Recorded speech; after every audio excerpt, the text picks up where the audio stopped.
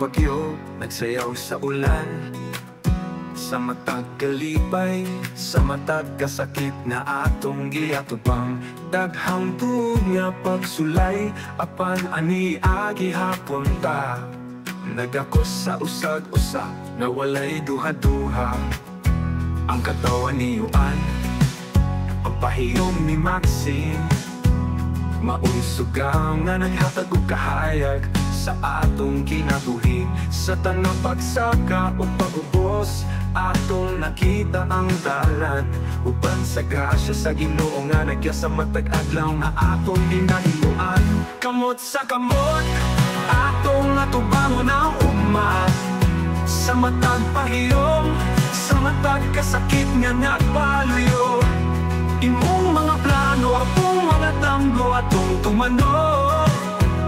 Uban sa pagtuo sa Ginoo, sa akong gugma nga alam kanimo. Kamot sa kamot, akong tukuron ang atong damo.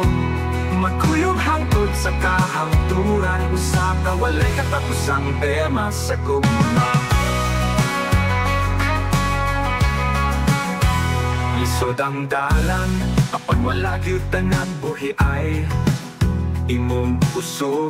Akong gugma, nagpatubo sa atong kasing-kasing nga walay sama. Nagaampok kita sa mga panalangin na ningkamot o paayo. Karon panahon na nato aron makapot ang atong gipaabot. Nga kadabugan nga tinod anay sa matag luha, sa matag away nga naglabay. Ikaw ang akong bato, akong suga sa kangit-ngit nga nagdan-an. Atong dagunang kalibutan nga ang gugma, mao ang atong giya sa dalan. Ang grasya sa Ginoo magiya ka nato, ang iyang gugma magapakita sa dalan paingon sa kalapusan. Diin ang mga panalangin magawas ug magatulog. Kamot sa kamot, atong natubangon ang ugma. Sa matag pahiyom, sa matag kasakit nga nagpaluyo.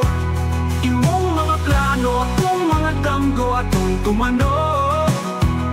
Uban sa pagtuo sa Ginoo, sa akong gugma nga alam kanimo.